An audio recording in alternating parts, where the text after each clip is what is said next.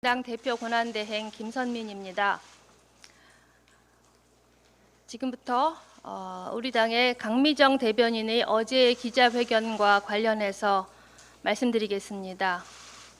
먼저 강미정 대변인을 포함한 피해자 여러분들께 위로의 말씀 드립니다. 이 사건으로 마음 다치셨을 국민과 당원 여러분께도 깊은 사과 말씀 다시 한번 드립니다. 온전한 피해 회복이 이루어질 때까지 노력하겠습니다.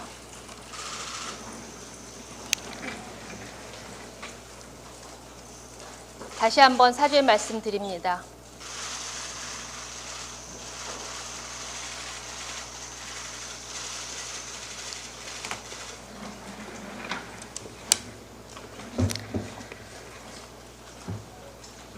어제 기자회견을 접하고 참으로 안타까웠습니다. 마음이 많이 무겁습니다. 그동안 여러 차례 당원 공지, 문자 발송, 그리고 간담회 등을 통해서 피해자 중심의 사건 처리를 강조하고 소상히 밝히고자 했지만 노력이 부족했던 것 같습니다. 조국혁신당은 피해자의 요청에 따라 이 사건의 외부 기관 조사, 외부위원회의 판단을 중심으로 철저하게 공적 절차대로 진행하고자 노력했습니다. 하지만 사건 처리 과정이 부족했습니다. 소홀한 부분이 무엇인지 냉정하게 되짚어 보겠습니다. 다시는 같은 일이 일어나지 않도록 근본적인 쇄신을 강도 높게 추진해 가겠습니다. 그동안 당의 대응에 대해 온오프라인을 통해서 허위의 사실들이 유통되어 것이 있습니다. 2차 가해 우려가 있기에 공식적으로 대응하지는 않았습니다.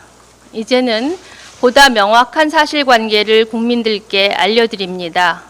이것은 조국혁신당과 조국혁신당과 당원 간의 신뢰의 문제이기 때문이기도 합니다.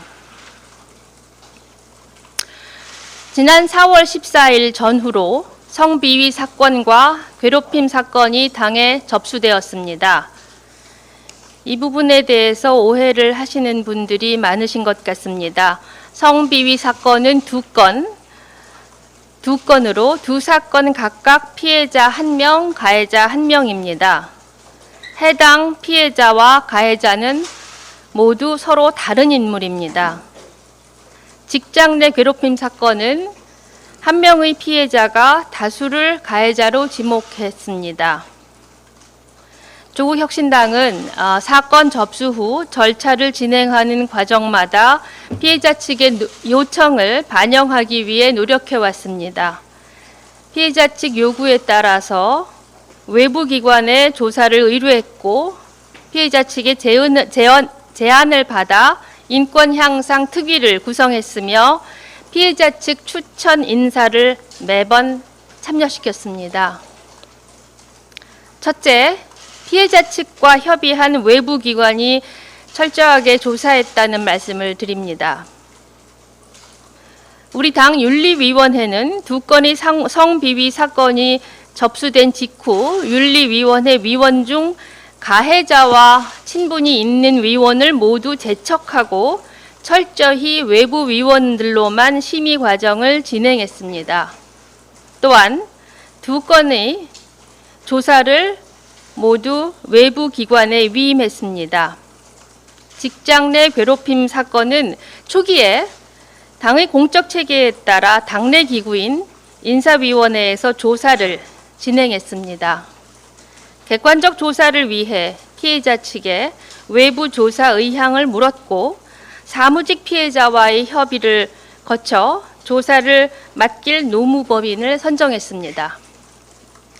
또한 한국공인노무사회 임원 출신의 노무사를 인사위원회 회의 과정에 참여하게 하여 자문 절차도 거쳤습니다.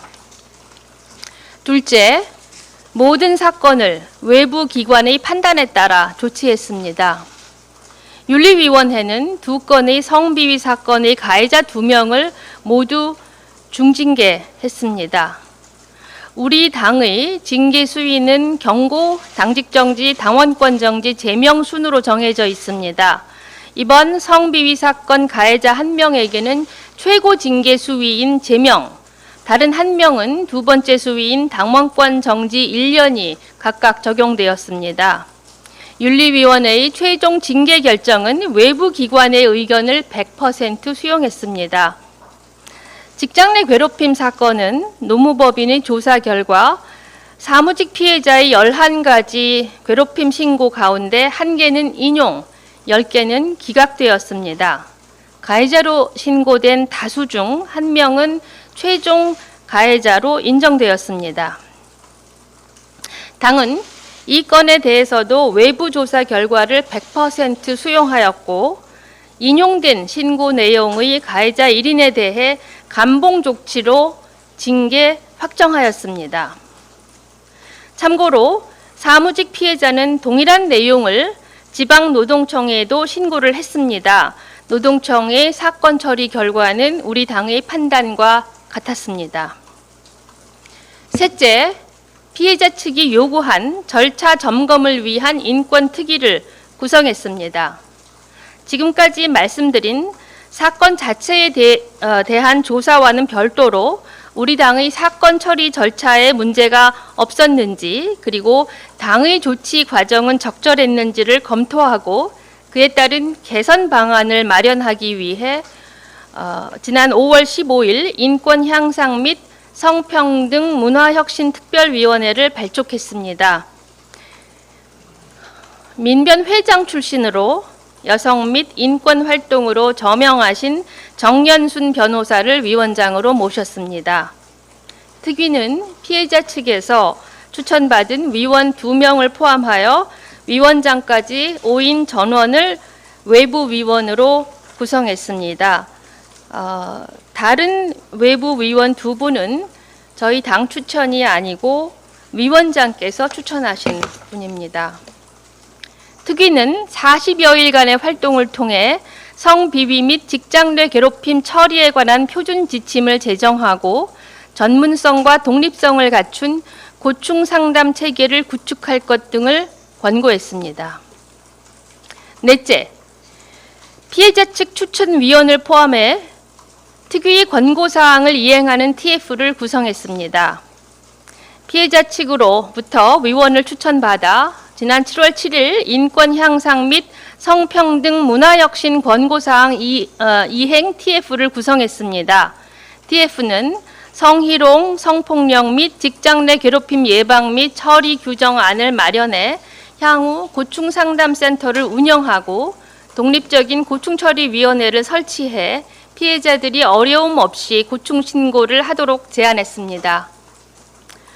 TF의 제안에 따라 우리 당 최고위원회는 당규 제정과 피해자 지원 방안에 대해 의결했고 당규 제정을 위한 당무위원회 개최만 남겨둔 상황입니다. 피해자 지원 방안 중 의료비 지원 기준은 피해자 측과 당의 견해가 달라 아직 집행되지 못했습니다. 다섯째, A시당 위원장 제명은 성비위 등 사건과 전혀 무관합니다.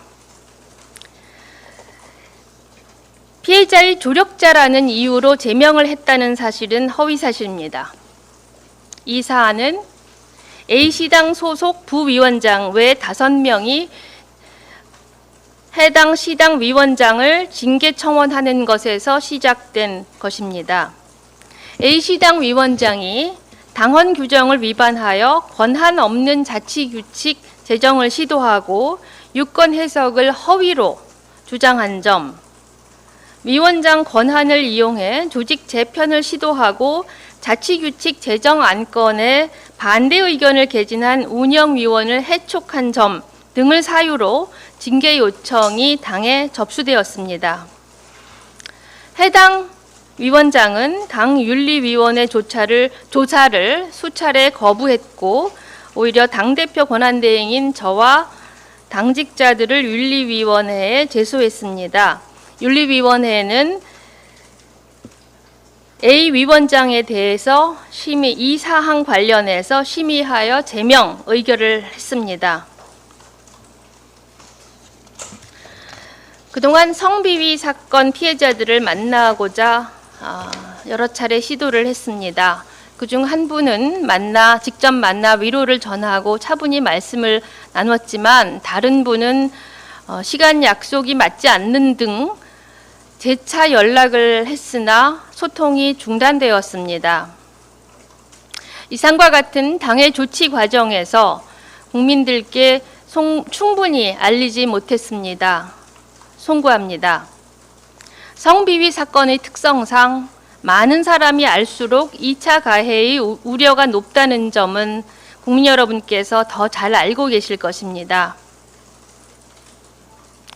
다만 저희 당의 당원 여러분께는 주요 결정 사항이 있을 때마다 조치 과정에 대해 문자 메시지 그리고 간담회 등으로 설명을 드려왔습니다. 조국혁신당은 이번 사안을 뼈아픈 교훈으로 삼겠습니다.